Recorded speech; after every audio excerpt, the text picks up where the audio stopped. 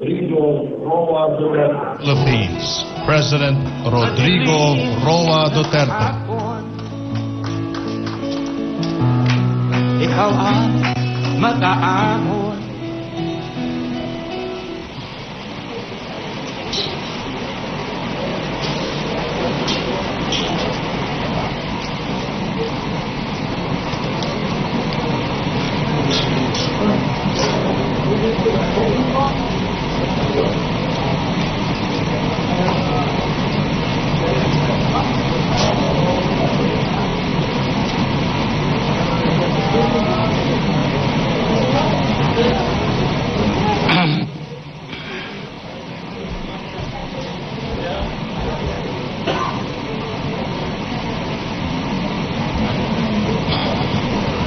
If you don't mind, I'd dispense with the acknowledgements of the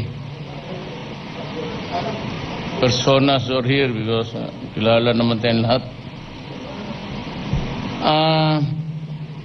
I am glad to be back after my state visits to Brunei, Jerusalem, and the People's Republic of China.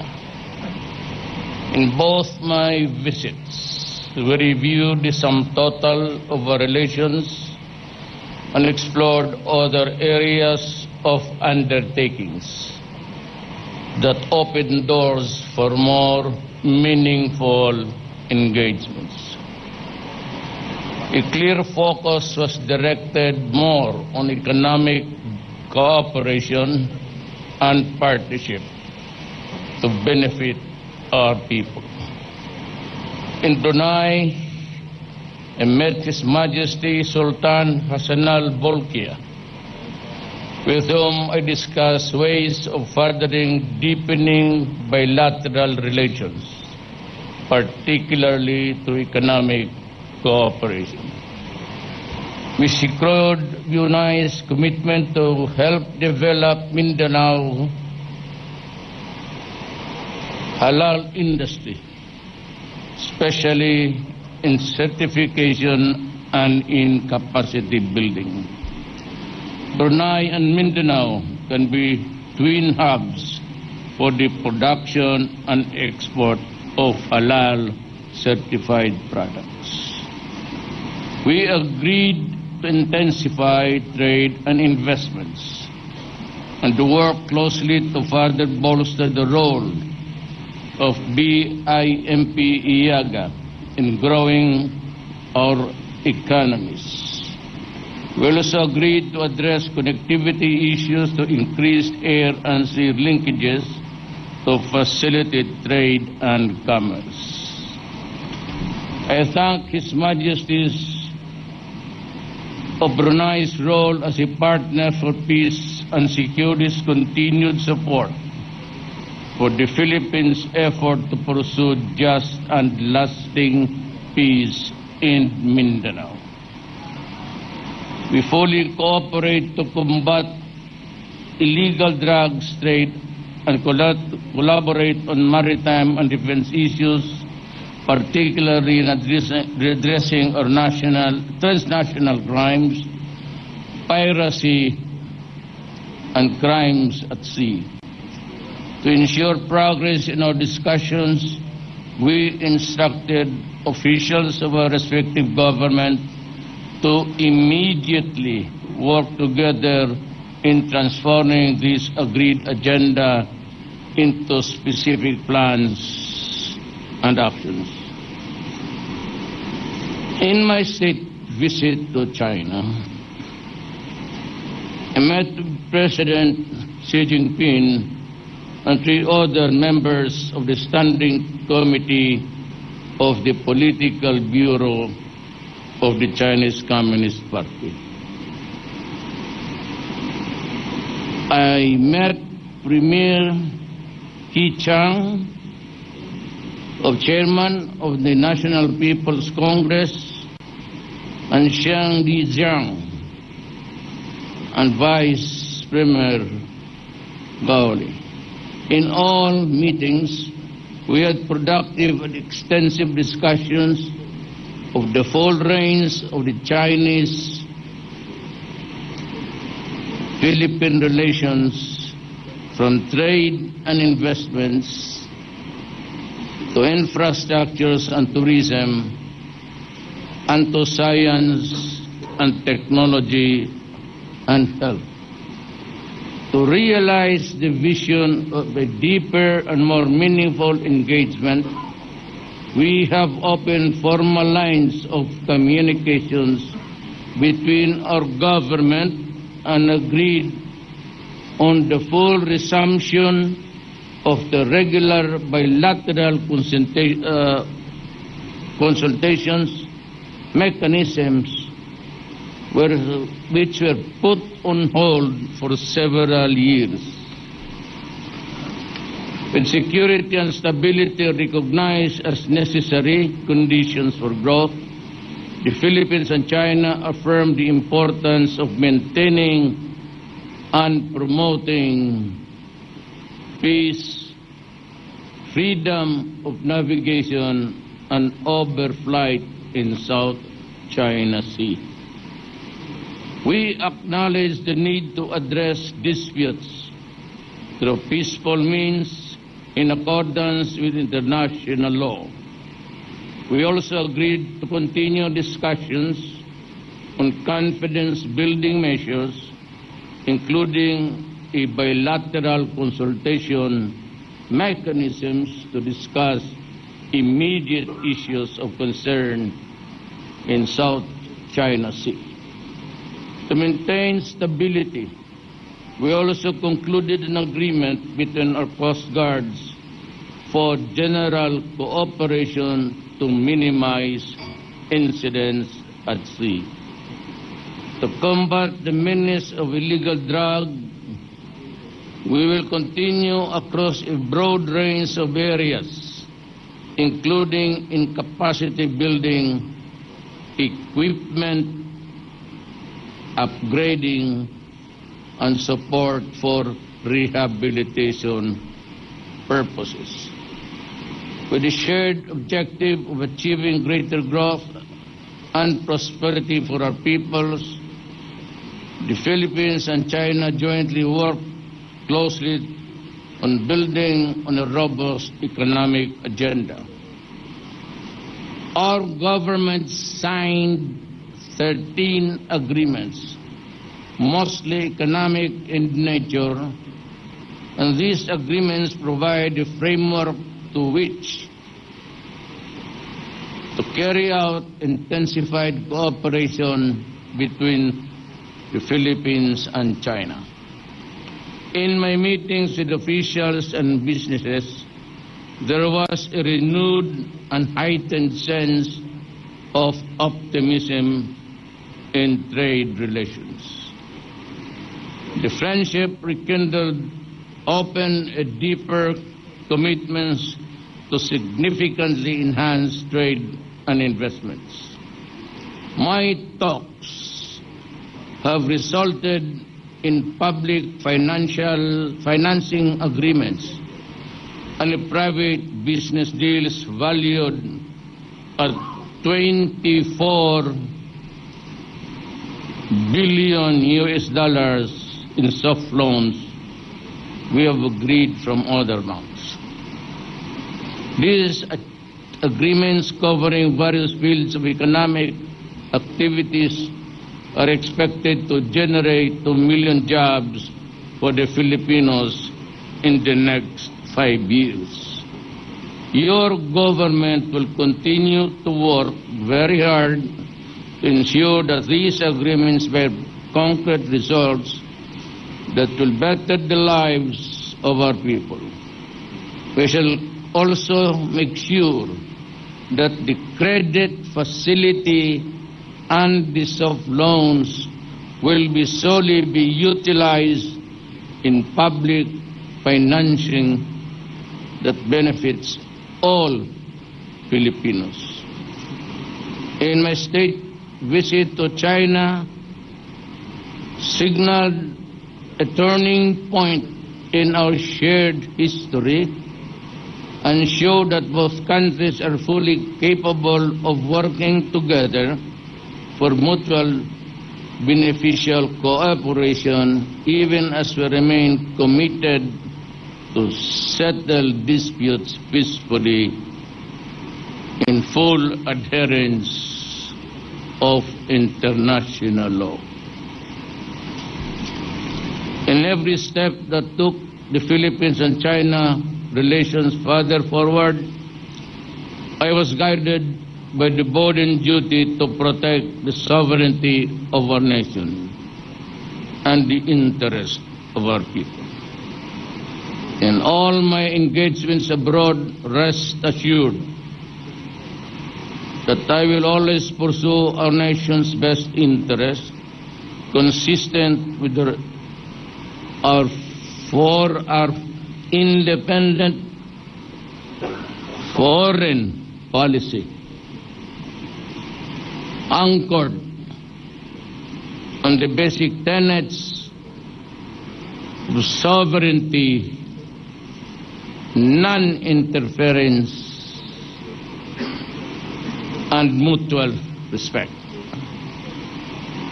On the personal side, the warm welcome and expressions of the support of our kababayans in Brunei and China further strengthened my resolve to pursue the various reforms being carried by our government. We will harness our foreign relations to the inclusive growth and sustainable development of our country so that working abroad becomes an option and no longer a need for our people. With this, I seek your continued support and cooperation as we strive to introduce fresh initiatives and more endeavors that will create meaningful changes in ourselves, our families, our communities. Salamat.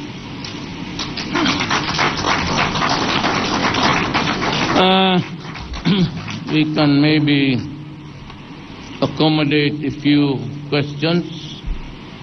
Siguro mga 100 okay na? The first question, Mr. President, is from Edith Regalado of the Philippine Star. Good morning, Mr. President. Yes, ma'am. First question is this. While in China, you declared, you had some pronouncements about severing ties with the U.S., both militarily and economic aspect. Now the question is, when are you going to come out with a written order with respect to the military?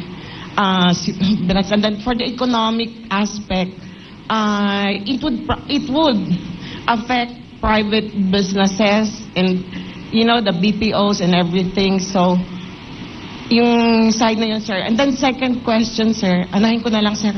That is the third. No, second question pa, sir. Second question is this.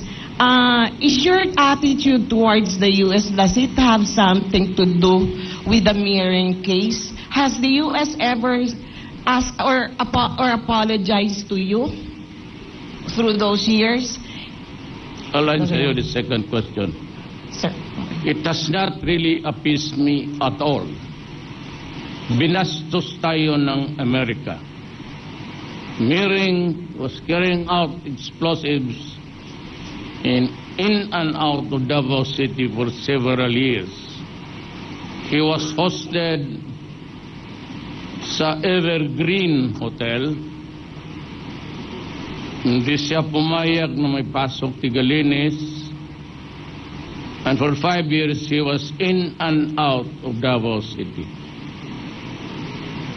One day, there was an explosion that burned the hotel, not nearly, but sunog. And he was brought to the hospital. He lost both of his legs. But unfortunately, the following morning, early on, may naglanding dito sa airport na to, a citation of the U.S. Embassy, at bumaba isang pulis na gago na taga-Pilipinas, the Colonel, I forgot his name, and some Americans who ran their budgets as FBR of sila, got Mering out of the hotel, brought him out, kasi sabi nila dalhin nila sa Makati Medical Center for better medical treatment facilities, whatever. But what they really did was to fly out Mering Michael to Singapore and Shanghaied him to the United States. To this day, parang Batman and Robin mystery yan. No explanation. But a week after, or 4 or 5 days, Richard Doney, the ambassador at the time of the United States, nagipag-usap sa akin early morning with his aide only, and Mr. Bongo, apat kami nag-usap, and they promised to conduct a full-scale investigation and committed to me that they will serve me a copy. Sa awa ng Diyos, hanggang ngayon wala pa ako natanggap ni baski note ng mansana. One night during the campaign, at least that may card ako sa kanya. I think Bongo was the card. May binigay siya ng card, sabi niya he was from the CIA. And sabi ko, may I help you? And we talked about the Mering case and said that he would see me maybe the day after. And we did meet almost 4 o'clock in the morning. I was very tired from a campaign sortie that night. At ang sinabi lang niya, and these were his exact words, Mayor, pwede ba natin kalimutan na lang to? Can we let this pass, this thing pass? Can we forget it? Sabi ko, wala na rin akong magawa. I've been waiting for that report, but until now I haven't. So I really do not know what was the mystery about. So,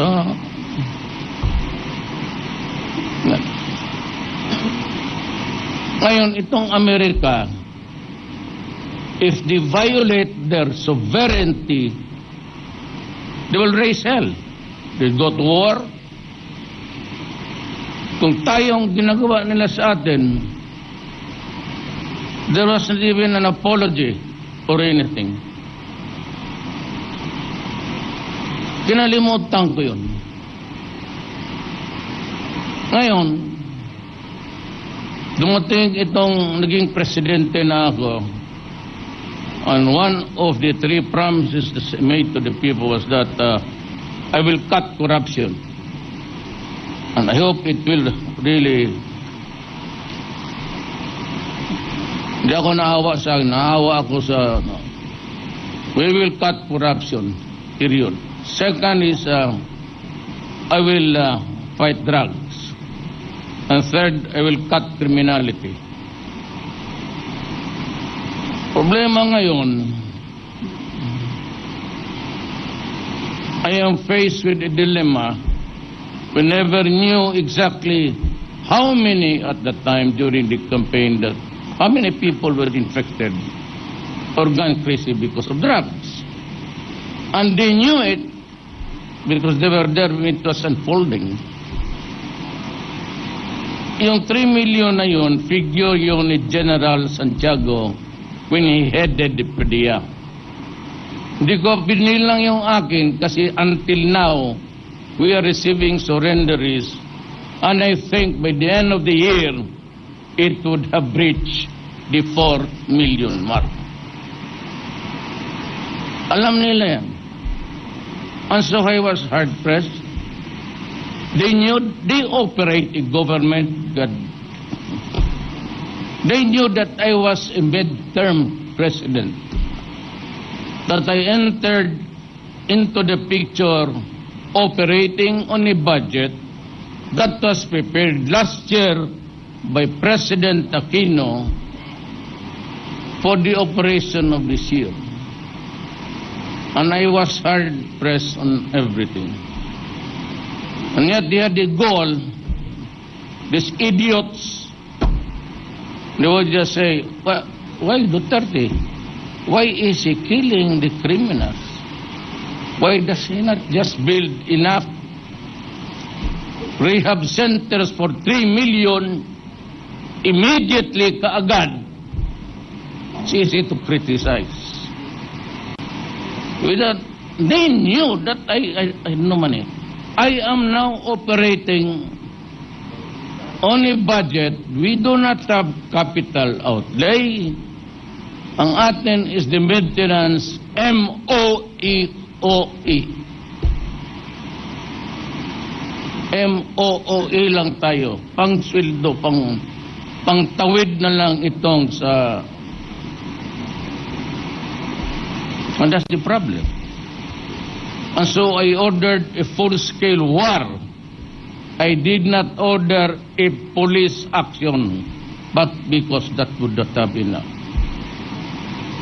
So when I became president, I pressed everybody. And lo and behold, we are now nearing 4 million drug addicts in this country. Alam mong ginawa ng Amerika? Ang una-una itong human rights, I know who's that idiot, also another idiot. There are plenty of idiots there criticizing me about human rights. Sinakyan nila an issue of extrajudicial killing, which was not an issue at all. You were here, you were all around. It was not an issue against me. Until the dying days of the campaign, when my ratings were going up, lahat ng basura, and this senator who talks with his mouth, with his foot on his mouth, binasura na pati corruption. I said, open the banks and all, you can have. I authorize everybody, go and search for the money. At itong extrajudicial killing. Ngayon, binigyan mo ako ng pan, I was about avoided it, but you gave the window, so I'm still. Ngayon, ito, galit ako sa kanila. Kasi yung 3,000 na namatay, they would like to make appear like an idiot that they were all killed extrajudicially. Not counting the policemen and soldiers I lose every day to fight the drug problem. To this day, the other day, that was the last briefing, and I lost another policeman.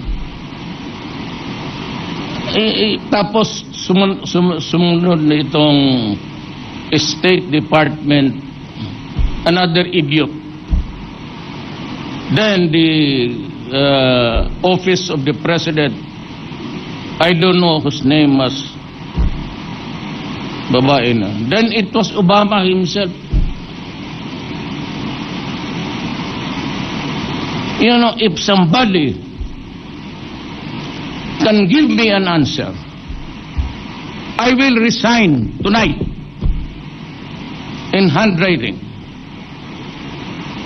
Tell me what was wrong when the United States declared war against Iraq on a pretext of mass weapons of mass destruction. They entered Iraq. They killed Saddam, destroyed the country, killed so many people only to find out that there was no one who must destroy. Tell me if it is right, because I will resign. Any man here in this room would stand up before me and say, it was moral, it was right to kill a leader of a nation, wipe out his people, and have the gall to criticize me about human rights violation. They undermined Libya. Libya is a failed state. They are eating Saddam slowly. Were it not for the fact that China and Russia are supporting Syria. Why? Why? Because if Assad is out, they would have destroyed the entire Middle East. Why? Maybe oil. Why? Stupidity. Another reason. Idiotic behavior. Yan ang problema yan. Kaya ako galit kay Mary because binastos nila ako. Nung tinanong ninyo ako kinaumagan, you were the one who asked the question, isa ka pa. Sabi niya, si Mary nawala. So I called Lasa, who is now the mayor of Agonay. Colonel Lasa, he was the chief of police at the time. Sabi niya, Mayor, hindi ko alam. So I called General Peña, who was the RD here. Sabi ko, ano nangyari? Sabi niya, Mayor, hindi ko talaga alam. So, what do you call that? Is that respect? Mutual respect and papahigin mo muna ako, uminit na, inom na ako ng tubig. Ikaw kasi marunong ka talaga mapainit. Na makatulog ngayong gabi. Ikaw na.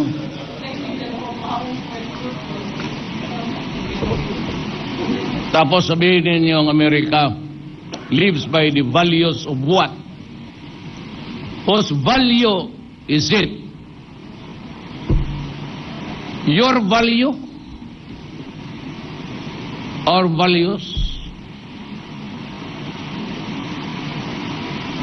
Because if there is one thing that they not really want to, if there is one thing that the Americans have failed miserably, it is in the province of the human dignity. Dali kayong basta kung just like Obama, during the Laos meeting, I was here. I answered a particular question, ano gawin mo pagka i-erase nila yung extrajudicial? Anong sinagot ko sa inyo? Huwag ninyo akong bastusin kasi pag bababuhin ko talaga kayo doon. Did I mention Obama? But when I said the following day, because it was fed to him, those were hurting words with the president was, na hindi ko nga siya pinansin And he didn't even bother to say, no, I was wrong, Duterte. I thought you were because my idiotic group also told me that you said this and that. I never mentioned his name. And so what I did was, during the round table engagement, sinlabas ko yung picture ng massacre. And somebody, mga bright itong Pilipino, and even in that Angkor something, there was this group of Filipinos. It's 1 century ago. Those are not my words. Before the election, I tried to reach everybody. Normiswari, the communists. I went to Murad there, doon sa bukampo nila. I talked with Jafar, and we talked again here. But I said I was not satisfied. I tried to reach out to the Abu Sayyaf and to the radical groups. And to, bantay ka dyan yung mga scholars. They do not carry arms, but they preach fundamentalism. And he told me, Mayor Duterte, we can talk to you, but we will not negotiate peace with you. Why? Because the Americans are still there in your country. We see so many of them, the special forces, scattered all over Mindanao. And they are here to finish us through your they are there to advise your troops how to wipe us out the face of the earth. Kaya sabi ko, I cannot even talk peace. This particular massacre did not happen yesterday. Sabi lang nila, hindi akin yun. Sa mga scholars naman. We cannot forget it because so many, sila ang dapat sisihin. The Filipinos at that time, mahirap lang, pobre. We didn't have that camera. They all got those pictures of killings, massacre, piled bodies, with the soldier putting his foot on the breast of a woman. Ginawa nila, even as a postcard, at kinuha niya nila na yung mga bright na kinuha yan doon sa archives nila, hindi sa atin. So, gano'n. Tapos tayo dyan. Yan. The last question. May dagdag pa ako. Kaya ako, pati pa itong iyo di puta, isa ring ugok, some lawyers of EU, nulat-tulatan ako that I could be, ang masakit dyan, ganito, putang ina nila. When they criticize me, and all of those guys who appeared before the international networks, they would say this: Mayor Duterte, you must account for those who were killed, blah, blah, blah, blah, blah. Remember that if you do that, we will cut the assistance and the aid money. Putang ina kayo. Ganon kaliit ang tingin ninyo sa amin. Pumunta ka dito, ipakain ko yung dollar mo. Sila, bastos yun eh. Kaya if I react in the manner of a Filipino na galit sa kanila. Kaya ako nag-iinsulto ng tao. What is there to defend my integrity and the integrity of the people of the Philippines? Ganon ninyo, paano ang mga Pilipino sa labas? Nandiyan na nga, nagpakahirap na, tapos that we will cut the assistance. Putang ina, iilo ninyo yung pera ninyo. You know what is an ilo? That's a piece of paper. When you run out of toilet paper, you wipe out your ass. God damn it. Bullshit kayo. Why am I saying this? It sounds the height of vulgarity. You started it. You give me 10, I'll give you 20. Bakit din yung sabihin na we will not give the aid unless you... Who are you to say that to me? Bastos ka ba? Sabi ko sa inyo eh.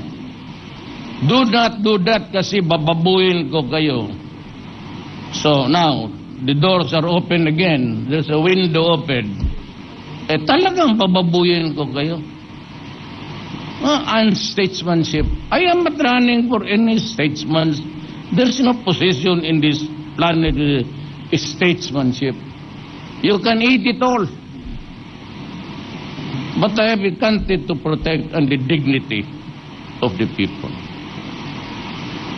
That's why I give back to you full length of what you want to say about me.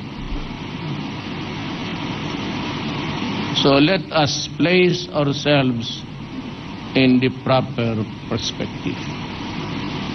Assistance, USAID, you can go to hell. EU, no wonder you are in shambles now. You cannot even agree to be together or not.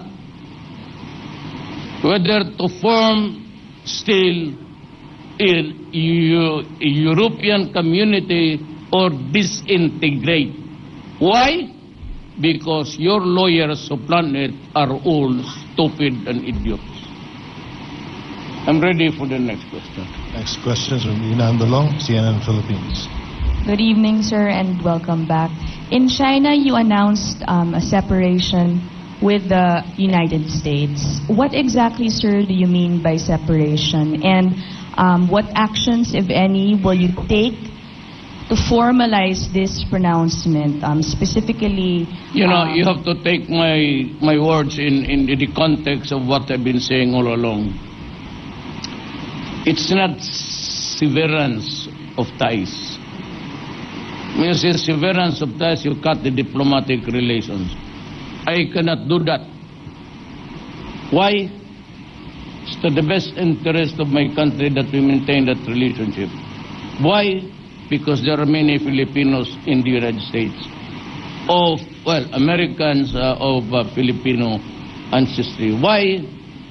Because the people of my country is not ready to accept. I said separation. What I was really saying was separation of a foreign policy. In the past and until I became president, we always follow what the United States would give the cue. What he would give the cue that we are there, we follow, pasunod-sunod tayo. Hindi ako magsunod. Now, for example, Russia came out with a statement that this mentioned that I had a talk with Medvedev and they are ready to extend any and all assistance. So that if I would like to have an atomic bomb, and if it is given to us, I'll bring it here. That is what it means. But I would like to thank Russia for understanding us. My problem, and they know also that how hard I am in dealing with the economic stress of my country. And for them, it was a very nice human gesture to the Russian Republic. Salamat po. Last from me, sir. The pronouncement has raised concerns or questions on what it could or how it could impact existing deals like the VFA or EDCA, the Mutual Defense Treaty, and also concerns from Filipinos in the U.S., sir, working there, and yes, those hired by U.S. BPO. That's what I said. Do they have anything to worry about? Yes, I have about to worry. I worry that they would not get out of this country. That you have to force them. That is my worry. Why should I be worried? It will affect EDCA and the rest of the agreements? Maybe. But I have to consult the military, the police, and everybody. Because at the end of the day, it is all security. No?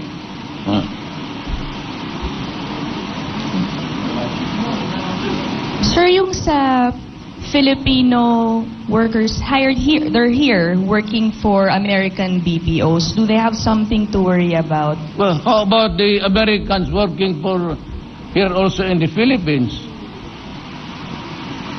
If I should worry about the Filipinos, this is also about the Americans here.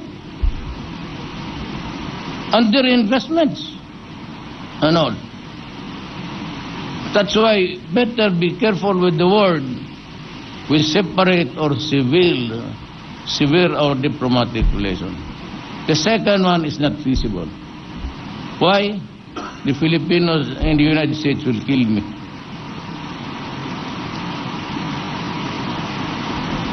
That is why I am not going there.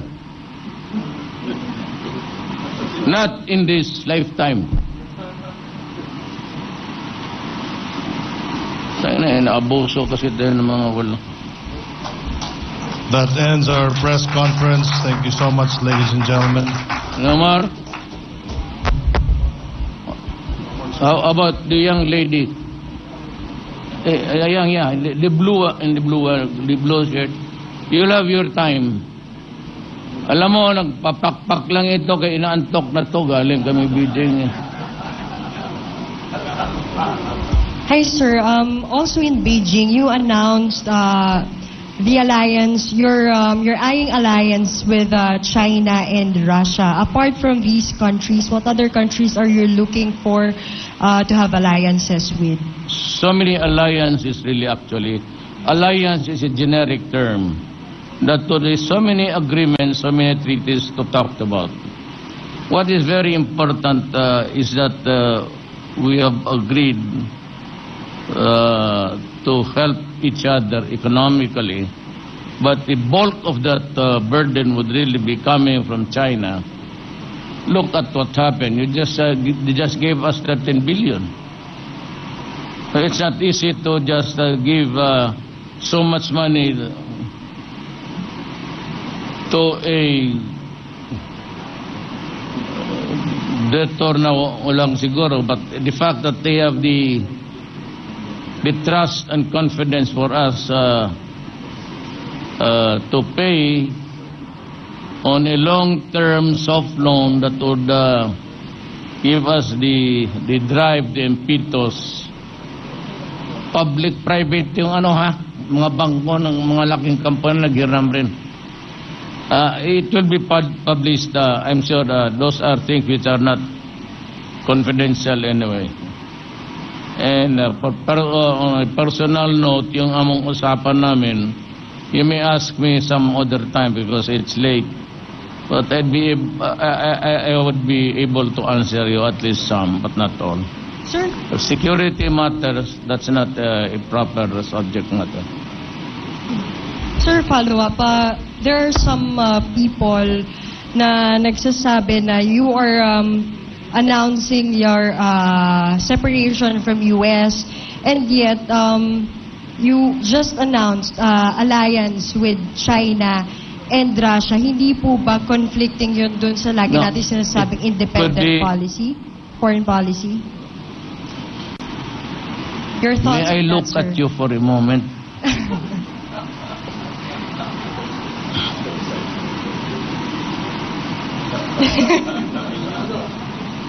It could be, ma'am, a military alliance.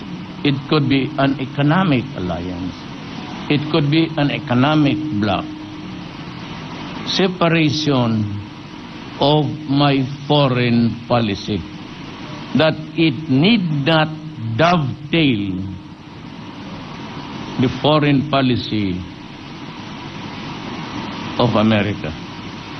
That's what I meant, actually. Even severe is to cut. Separate is just to chart another way of doing it. Thank you, sir.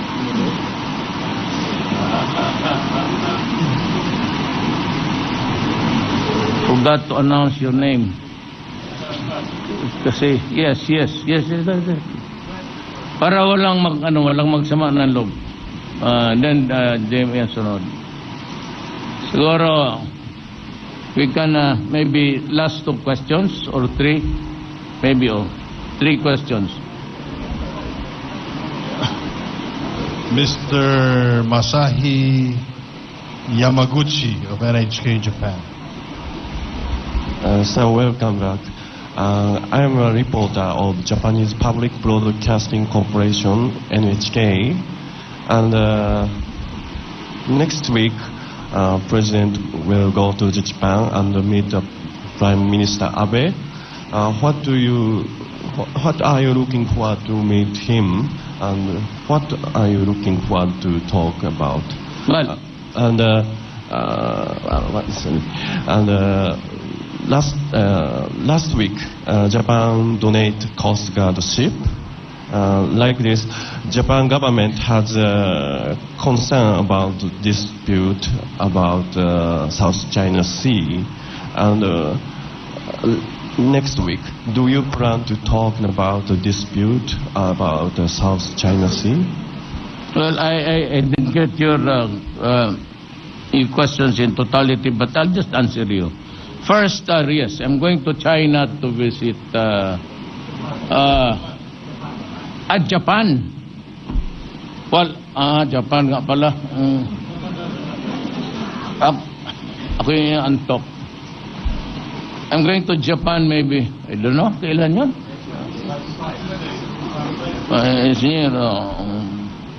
I'm going to Japan to visit your country.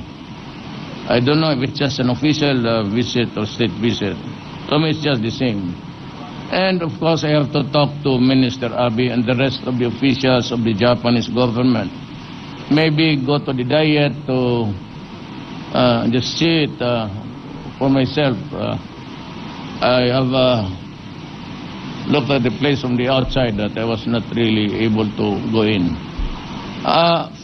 My talks with the Japanese government, particularly the premier, would really be solely on, well, most of it actually is economic cooperation, and of course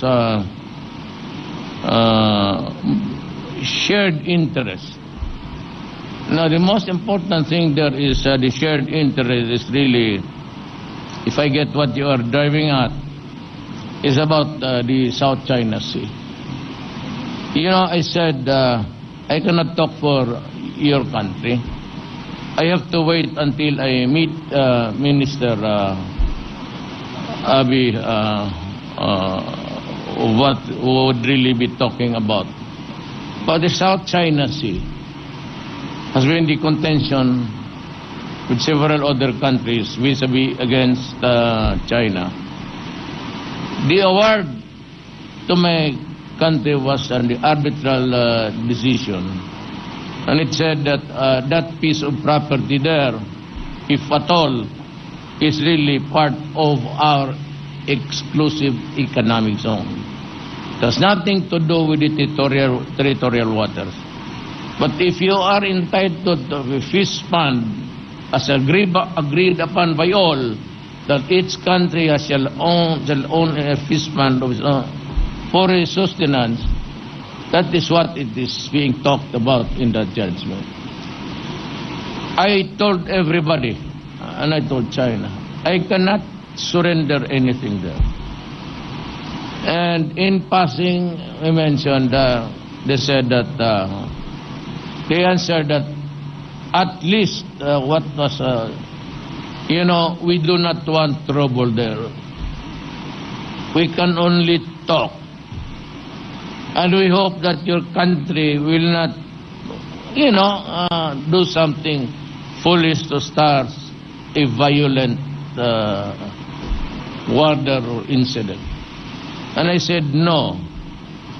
And we cannot talk about it because I cannot give or promise anything which I cannot do under the laws of my land, particularly the Constitution.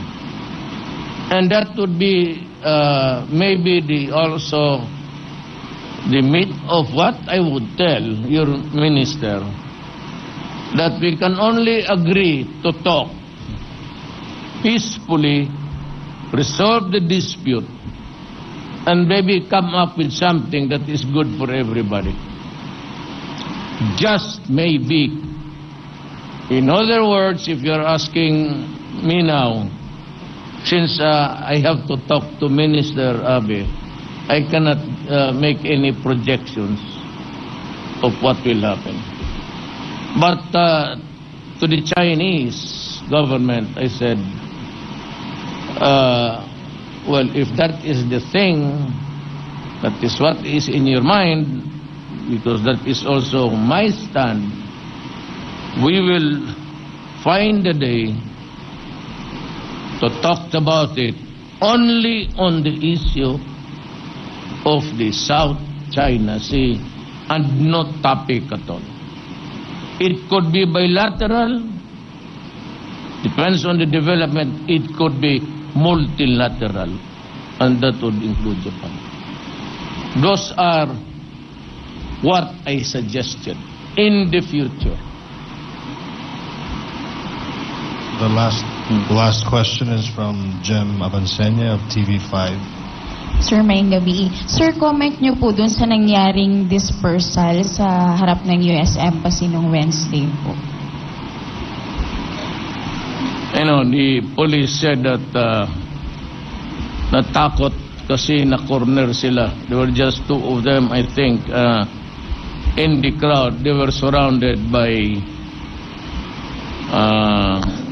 the group of militants. Alam mo, yan ang sinasabi ko. Even in war, even in everything, it's miscalculation. Well, I think that the police there was, nobody would ever do that in the midst of a troubled, I'm not justifying it. Just say maybe, baka he was under stress.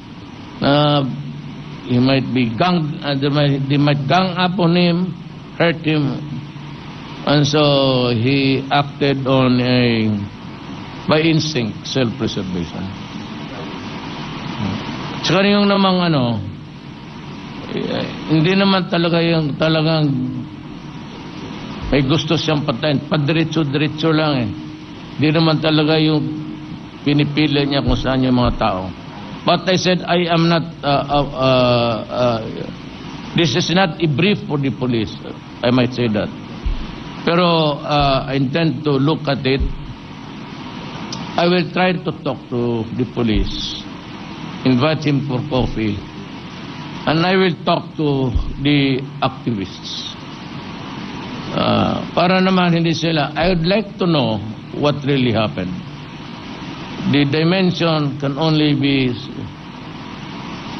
had if I would do the questioning myself. I do not want a quarrel between there's no more left here. I do not want to hear from our side, Governor, right, or from the left. We should stop it because we are talking. And we are all Filipinos.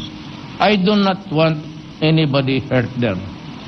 Not the police, not the young militants. It's about time that we should really treat this as a matter with civility. Hindi na yung na lang dyan kasi batuhin mo yung mga police. Police naman come in swaggering and beating people. That I would not like that in these things happening in my administration. I am praying to God that we will succeed in the talks, and baka sakali makachamba tayo. So with our Moro brothers, baka one for reason or another, it might dawn upon everybody that we should be just talking. Everybody is progressing, whether it's in China, Japan, Why are we still trying to fight that? Para tayo nag-rumble dito ng mga bata eh. Look at those young people that are fighting street fights every night. Stop it. Kukurniya na ako. But this is one thing I'd like to suggest. I do not want any firearms during demonstrations. Maybe, but no M16s there. Well, this should be stationed far away. The worst that they can do, or maybe the demonstration is cause damage. I do not want to see M16s. There's no fighting that will ever happen. I mean, those are anathema in the modern sense of the word demonstrations. They're everywhere. In every country, there are always demonstrations. And the government, police and military should expect that when there is almost a disagreement in dissent, everybody in any country, it could be Turkey, it could be anywhere. It's always France. Nandiyan talaga yung demonstrations. It is part of the territory of democracy.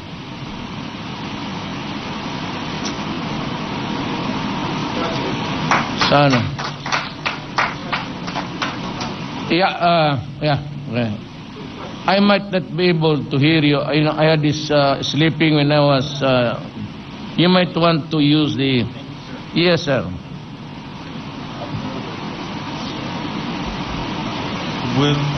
Will Ripley of CNN Tokyo. Thank you very much, Mr. President, for taking my question. Just wondering, who would you get along with the best in the White House, Hillary Clinton or Donald Trump? You know, my friend, I would like to answer your question candidly, honestly, and truthfully. Problem is,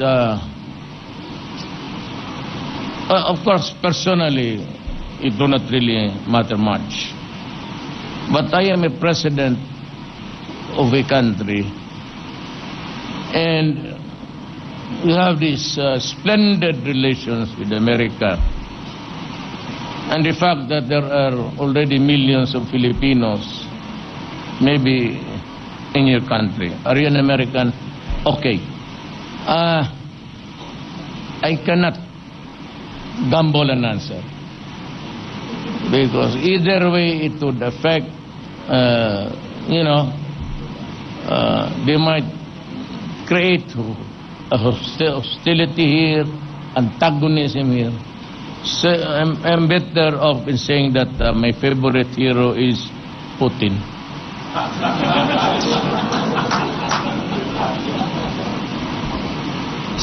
Some in the United States and elsewhere have compared you, the reason why I ask, have compared you to Donald Trump, the Republican candidate. What do you make of those comparisons?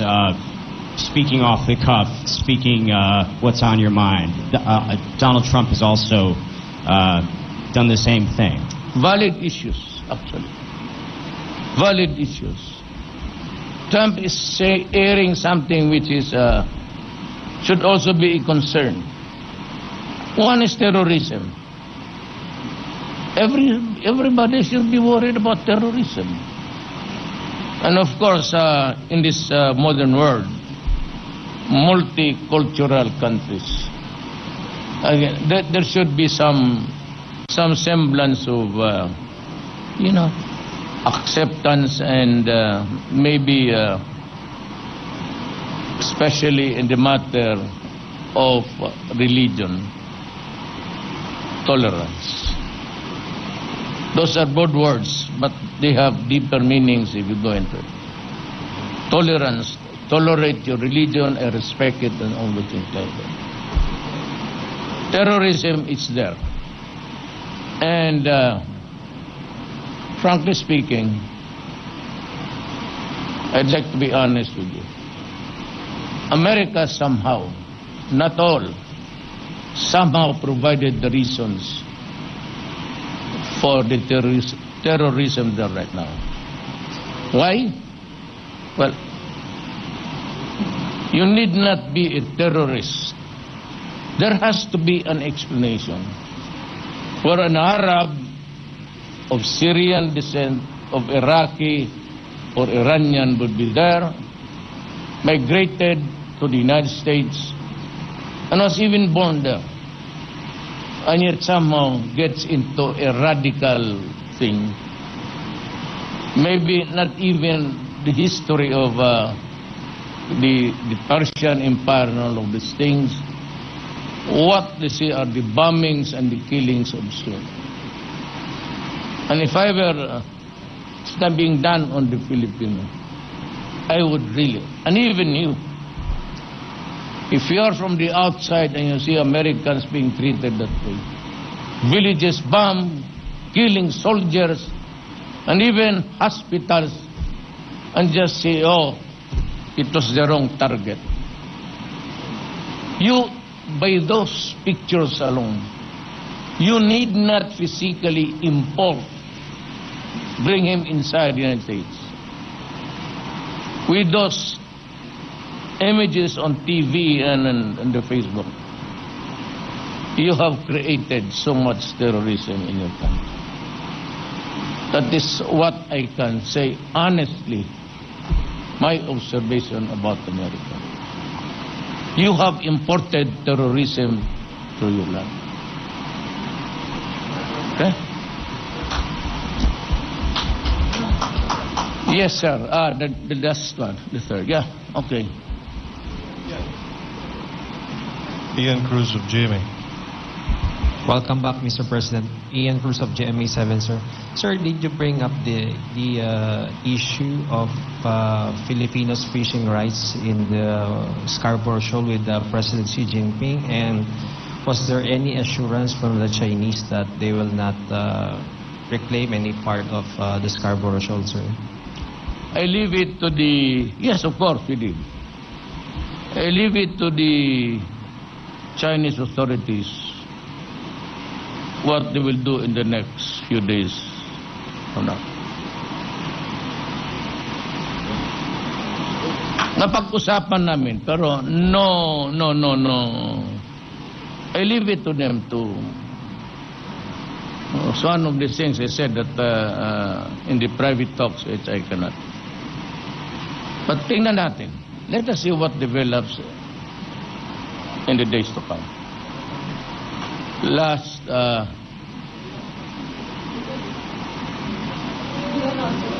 hindi ka man bidya.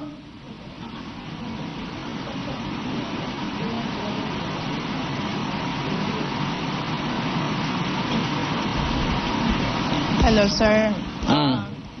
I just want to know, because the U.S. Assistant Secretary of State is coming to the Philippines. What issues are you going to take up with him? Again. The U.S. Secretary of State, Daniel Russell, is coming to the Philippines. What issues are you going to take up with him? Secretary of State? Assistant Secretary of State. The Secretary of State here is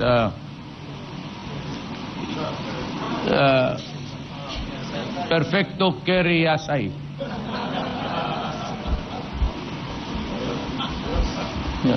Yes, thank you. Thank you, ladies and gentlemen. Thank you, Mr. President. Good night. Okay.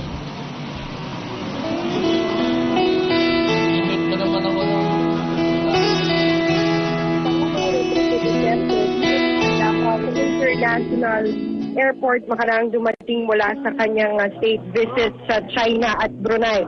Iniulat ng Pangulo ang bilyong pisong halaga ng investment pledges mula sa China at Brunei na magbibigay trabaho sa atin sa loob daw ng 5 taon. Sinabi rin ng Pangulo na pinaigting din ang kooperasyon sa peace and order, maritime security at war on drugs. Samantala, nilinaw ng Pangulo ang napabalitang anunsyo niya sa Beijing sa pagtalas sa US sa aspekto ng militar at ekonomiko. Anya, hindi ito pagtalas sa diplomatic relations ng dalawang bansa. Iginigit lang ng Pangulo ang pagkakaroon natin ng hiwalay na foreign policy.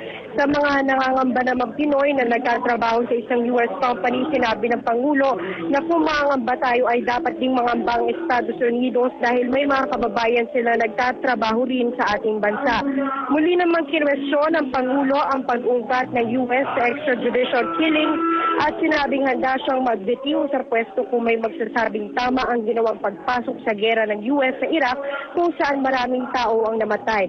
Dagdag naman ng Pangulo ay binuksan din daw niya ang usapin sa teritoryo sa West Philippine Sea o agawan sa teritoryo sa West Philippine Sea, partikular ang kondisyon ng ating mga mangingisda at sinabi niya na tinalakay nila ito ni Chinese President Xi Jinping.